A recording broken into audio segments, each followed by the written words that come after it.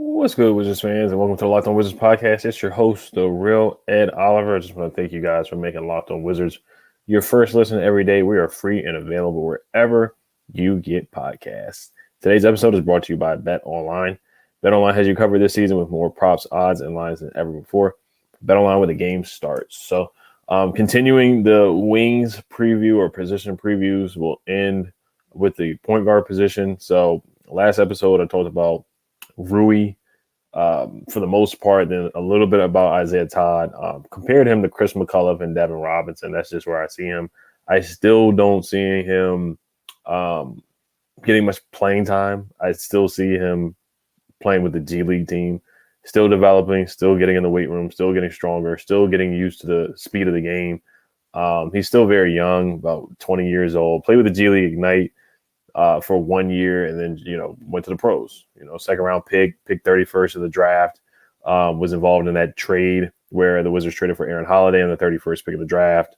The Wizards got the Lakers pick, then they traded back and got Isaiah Todd and Aaron Holiday. Aaron Holiday is no longer on the roster, so that move didn't work out, and we're still seeing the development of Isaiah Todd. Guys were drafted behind him, like Ayo Dosunmu was drafted behind him. Some other point guard options, but Isaiah Todd, you see the potential. You see the 3-and-D potential. You see the stretch 4 potential there. The shot is fluid. The stroke is good. Still has to work on his awareness and his basketball IQ, just learning the game, situational things. When he did play in a couple of games, when he played against the Pacers, he got an opportunity to play. A lot of guys that were out with health and safety protocols. I thought he ran the floor well, but he doesn't show definitely has to work on his ball handling. Didn't put the ball on the floor much. Really just got the ball and passed. Didn't look to dribble or create a shot for himself. He's more of a guy where he's just running the floor like a gazelle, catching lobs, running the floor, dunking on people, and knocking down threes. And with the G League Ignite, he did post up more, had more of a mid-range. He showed off some of the mid-range game. I didn't see that in that game. And I didn't see much of that in the Summer League either. Didn't see much of the mid-range game. Didn't see a lot of self-creation either. So those were just the observations that I saw for Isaiah Todd. Was definitely he shot the three a lot, and the broadcaster said it. I can't remember whether it was Doris Burke or somebody else who said it. That I want to see more than just him settling and shooting threes. When you do knock down a three, can you do a pump fake and get somebody up in the air and go to the basket? And that's what Kristaps has done really, really well, and did really, really, really well in those 17 games where he stretched the floor, somebody came out to him, put the ball, you get right past the big and get to the basket. I think Isaiah Todd is capable of doing that. When he gets that down, where he can put the ball on the floor and feel comfortable doing that, he can get to the basket. I do want to see him post up more. They didn't really call a lot of post ups for Isaiah Todd in the Summer League. I just didn't see that. And some of the brute strength. He's not backing anybody down, but can you face up, jab, and get by somebody, or some type of post move to go to in his repertoire. I do want to see him work on that and have some go-to moves in the post or the mid-range game. I do want to see him do that rather than just settling for threes. That's the improvement areas. But I love the athleticism. I love the way he runs the floor. I love his defensive intensity as well. I thought he played really well in that last game. I can't remember which team it was. The Wizards ended up winning that game, but I thought he showed his potential in that game for sure. So from the wing spot, I'm going to touch on Kyle. I'm going to talk about Kyle Kuzma. I was going to talk about Denny. I'll probably, if I can get to Denny, towards the end of the episode, I'll talk about him. But Kyle Kuzma, I think he definitely earned a starting spot. He's a guy where he's supposed to be part of a big three for the Washington Wizards with Bradley Beal, Kyle Kuzma, and Kristaps Porzingis. Now it may not be a big three. A big three, in my opinion, I already talked about this before, is like a Caron Butler, Gilbert, Caron, and Anton. That was the Wizards' big three. The Wizards with John Wall and Brad, they didn't have a big three. They had a house of guards, and then they had guys around them that really fit well. They play well around them, like Gortat, Nene, Riza, other guys. The Wizards had a legitimate big three with Gil, Caron, and Anton. They were all stars. So for a big three, in my opinion, you have to be all stars. You can have a solid three. I think they're a solid three. I think they can definitely compete, and they're going to be very competitive. Kyle Kuzma had a heck of a year last year. He had a really great year. Rebounding the ball, passing the ball, scoring the ball, being clutch. He had a 25-point, 22 rebound game. That hasn't been done since Chris Webber in a Wizards or in the Washington franchise. That hasn't been done since Chris Webber And I got to see if it was in a Bullets jersey or in a Wizards jersey, but that hasn't been done since Chris Webber. So Kyle Kuzma, he put up some crazy numbers. They didn't always result in wins, but he was very clutch too. Found a stat. I talked about this earlier in the summer too, where this is per StatMuse, where most three-pointers made in the clutch last season, Kyle Kuzma hit 17 three-pointers made in the clutch. First was Fred VanVleet. Kyle Kuzma was second out of all NBA players last year in clutch three-pointers. So let's look at the raw numbers here. This is a contract year for Kyle Kuzma coming up. So it's a big year for him. It's a contract year for Will Barton. It's a contract year for Kyle Kuzma. It's a contract year for Rui Hachimura. It's a player option year for Kristaps. But I'm just going to keep it on the wings. Denny is not a free agent or restricted free agent until after next season. So guys are fighting. They're fighting for minutes. They're fighting for spots, and they're fighting for contracts too. So last year we had the same situation where guys, were coming up as free agents, and Bradley Beal talked about it, and he said, guys had different agendas. We'll see how that goes this year. Bradley Beal as a leader brought that up in an interview, so we'll see if that impacts the way guys play this year, which I don't think it will. I really don't.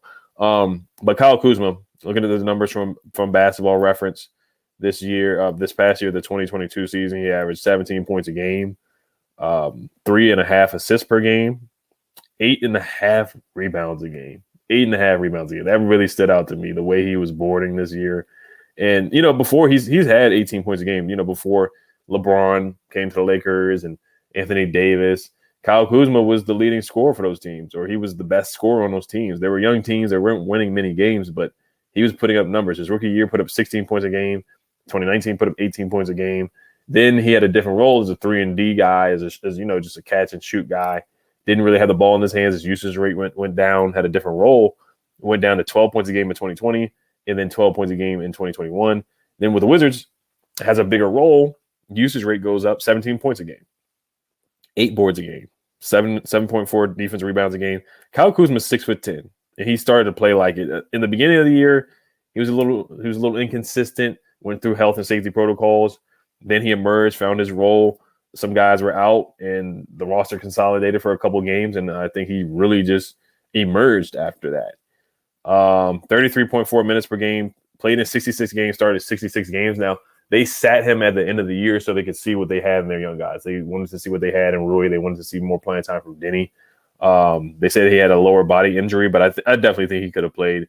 If they were making a playoff push, I think he definitely would have played. So 45% from the field, 34% from the three, shot 5 threes per game. Free throw line, shot 71% from the free throw line. He's never been a great free throw shooter. His rookie season shot 70% from the free throw line, 75% from the free throw line his sophomore year. So he's been in the 70s or high 69% in 2021. So never been really a great free throw shooter for the most part. I do want to go over some things for him contractually, really, and just comparing him to other small forwards and just the minute distribution, of course, for him, when I'm looking for him, I guess homework type of thing.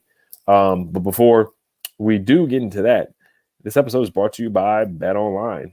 Betting season is going to heat up, man. Football season's coming around. Football season is almost here. September 11th is the first game. Actually, they play on Thursday.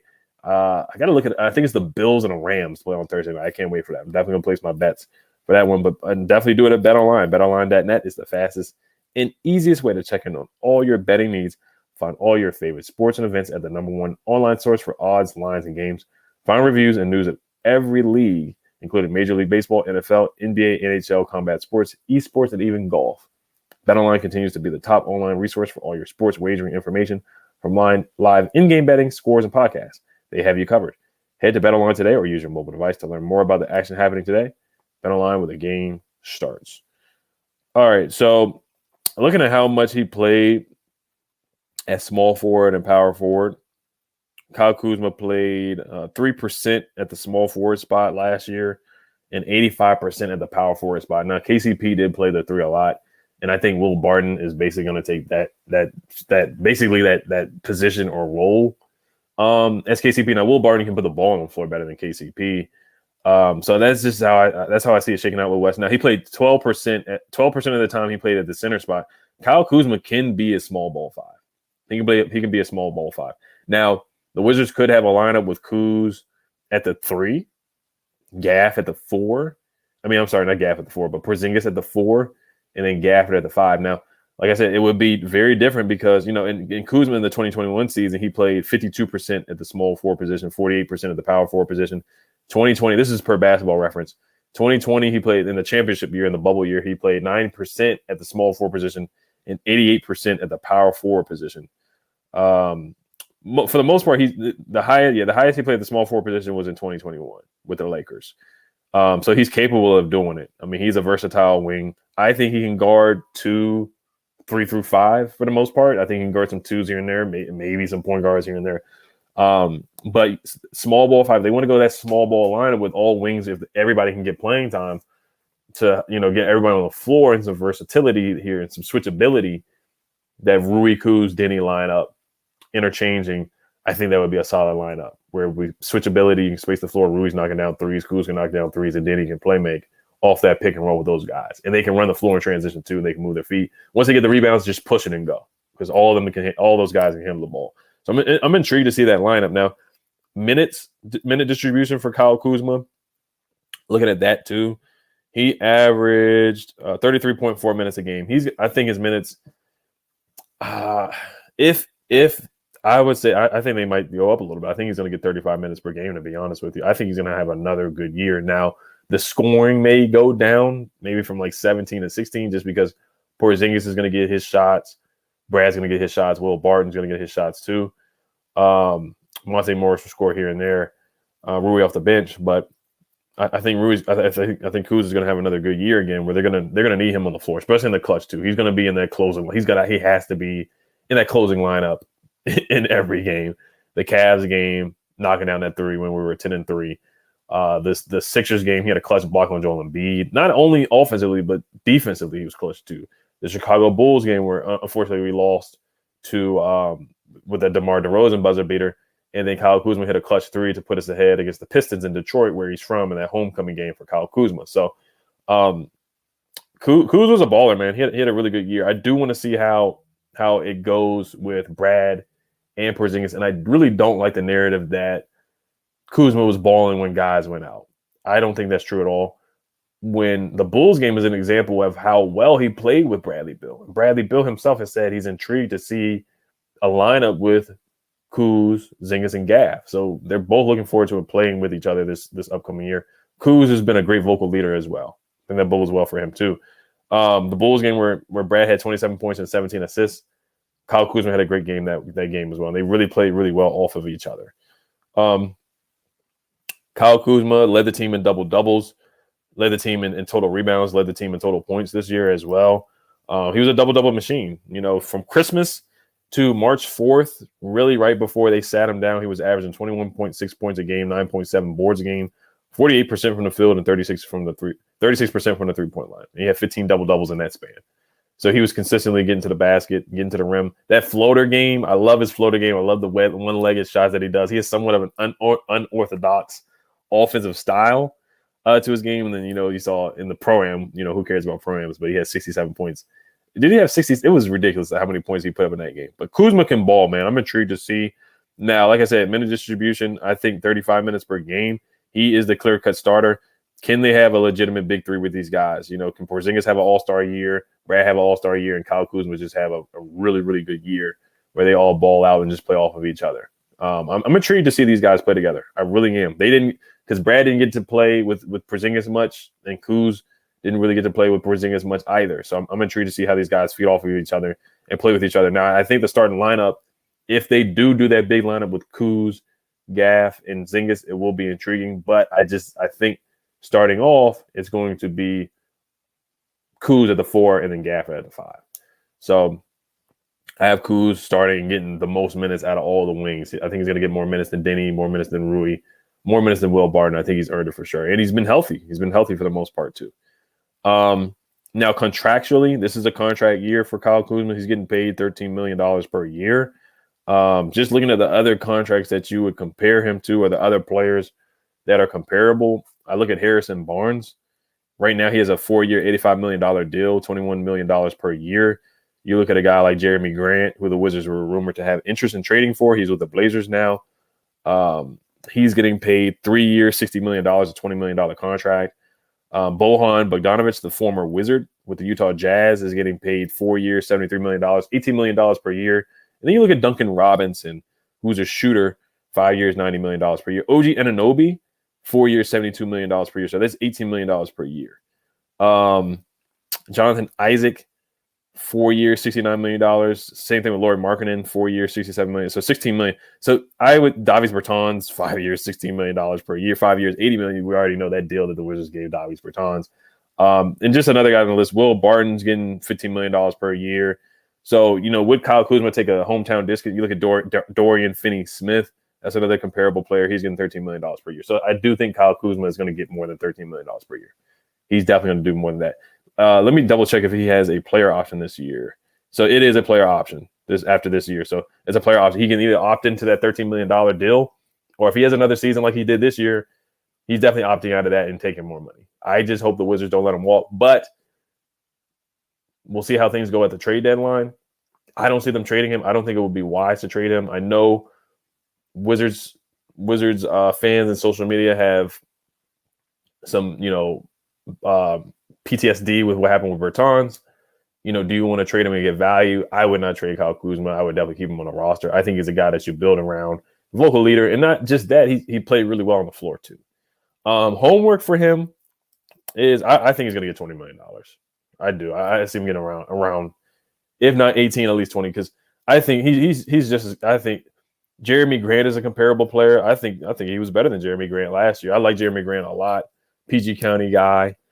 Great player. I really like Jeremy Grant a lot. Same thing, Bogdanovich. I think he was more impactful than Bojan Bogdanovich. John Collins, too, which, the Wizards are interested in trading for John Collins. I don't know how much more interest they have, but it's a lateral move. It's like, what's the point of trading for John Collins making $25 million per year? If you're going to trade Kuz played better than John Collins last year, in my opinion. So there's really no point in trading for John Collins. It doesn't really make the team better. I know it will consolidate the roster, but just thinking about the hypotheticals and the trade proposal that I talked about with Brad Rowland from Locked On Hawks, I don't see a point. You don't really get much value back trading Kuzma, who impacted the game just as much as John Collins and can create a shot for himself. That's the thing too. Kyle Kuzma was a great shot creator. We just don't have a lot of those guys. Where towards the end of the year, we were throwing the ball to him consistently because a lot of guys just couldn't create a shot for themselves in the clutch, and we had to give the ball to Kyle Kuzma when Brad was out. And it was and a lot of times when Brad is there, Kyle Kuzma is the most clutch guy on the team. So giving up a first-round pick and Kyle Kuzma and another player for John Collins to me just doesn't make much sense, because I think Kyle Kuzma is just as good as John Collins, in my opinion. He really is. So, yeah, the contract, I said $20 million. Now, homer for Kyle Kuzma, I would say some decision-making here and there. Definitely improving for the free throw line, definitely improving from the three-point line. I thought he did a good job knocking down threes. Defensively, he was a little inconsistent. Got to move his feet more here and there. Sometimes the tunnel vision with the ball handling. But other than that, I thought he played really well. And I think he really definitely can be a third piece. Most likely won't get to Denny today, but I will get to Denny on the next episode, and Anthony Gill and Will Barton as a wing too. You guys let me know what you guys think about Kyle Kuzma this upcoming year, what you guys want to see from him. I just want to thank you guys for making Locked On Wizards your first listen every day, rocking with me this summer. It's been a fun summer. It's almost winding down. I know a lot of the students are back in school, so summer's almost wrapping up. Football is almost back. The season's almost back, and then we just had their first preseason game September 30th, so I can't wait. Now, for your second listen, go check out the Ultimate Pro Football Preview 2022, an 8-episode extravaganza to get you ready for the NFL season. The local team experts of the Locked On Podcast Network and Odyssey NFL Insiders, all combining into one Ultimate NFL Preview. Search for Ultimate Pro Football Preview 2022 on your Odyssey app, YouTube, or wherever you get your podcasts.